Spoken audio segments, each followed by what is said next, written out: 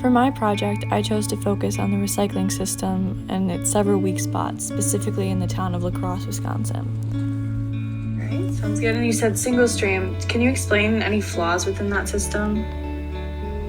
Some of the flaws that we have are not everybody understands what single stream means, so there's other stuff put in there.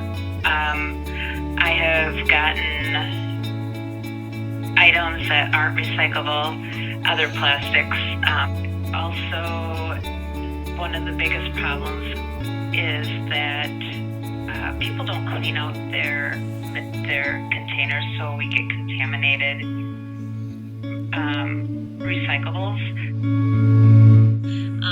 So a huge issue facing recycling as a whole is education and contamination, since not all of those items are recyclable. When they go into the recycling stream, they're actually considered a contamination because they contaminate the items that are actually able to be recycled. And it's not just individual plastics, it can be other things as well, like bagging your recyclables.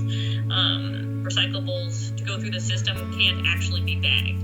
So when they go through the MRF, they either have to be removed or manually separated. And a portion of that, what City of La Crosse and La Crosse County tries to focus on, is education, educating what items can be recycled, what items can't be recycled, things like that.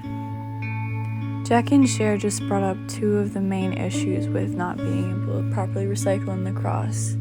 Those include contamination and lack of education in the community. Failing to recycle these items can have long-lasting and harmful effects on our community, our economy, and our environment. In La Crosse, if items aren't recyclable, they'll be sent to the Excel incinerator or to a landfill, both of which have negative impacts on our environment. First of all, landfills take up lots of space, which we're running out of. They can also bring about a lot of environmental issues, which include toxins in our soil, liquid from waste polluting the land, and greenhouse gases released into the atmosphere. Incinerators, on the other hand, essentially burn up waste and send smoke into the air. This has been shown to not only pollute the air quality, but also harm people's physical health. Improper recycling can also be very costly and affect our economy. Since trash is often found in our recycling streams, employees at those facilities get paid more money to sort through them and scrap the whole load due to contamination. This is money that is going to waste and could be spent more effectively. Another option would be dual stream, which is essentially where the consumers sort the waste themselves.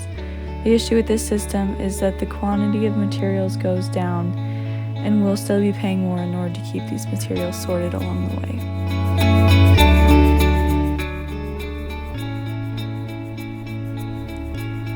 Shar also spoke about the increasing problem of recycling in our rental community.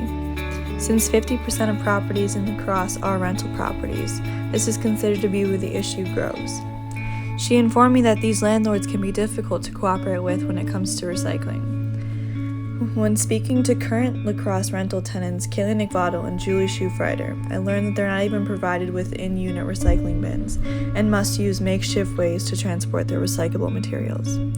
Not only that, but the bins for the entire building outside is the size of a single household recycling bin.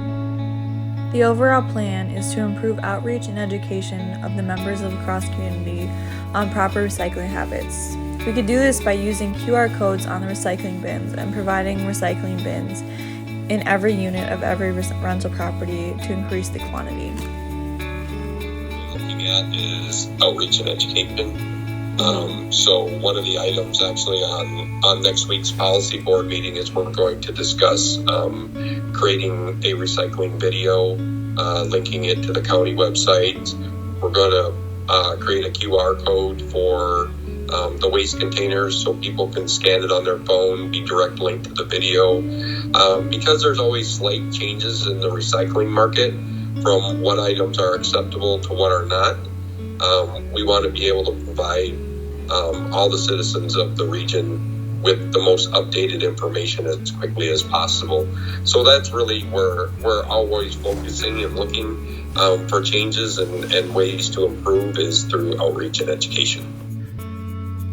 Like Jad was saying, we want the QR codes to be a way for our community to easily access recycling information on any mobile device. We hope that this will improve the quality and cleanliness of our streams through educating the public on what can be recycled and how to do it so that contamination does not occur. As for the rental properties, we would like to see action being taken if tenants are not receiving an education from the landlords like they're supposed to. We would also hope to get a recycling bin in each unit in hopes to improve the quantity of our recycling streams.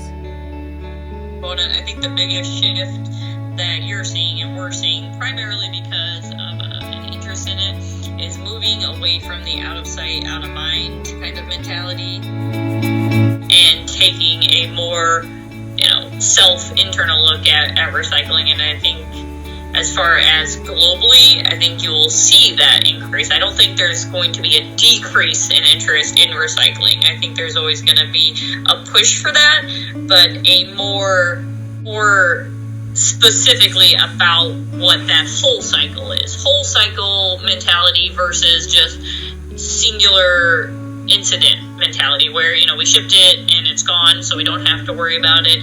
Really more accountability in the full circle approach. I think that's what you're going to see moving forward. This is the last question. It's just globally, how do you see recycling becoming a bigger issue? I've got two things. All right. I think we need to think about the waste, the food waste that we have. We are seeing that 40% of food waste, or an increase of wasted food in our landfills. So we need to work on getting that out of landfills and composting it or reducing our waste.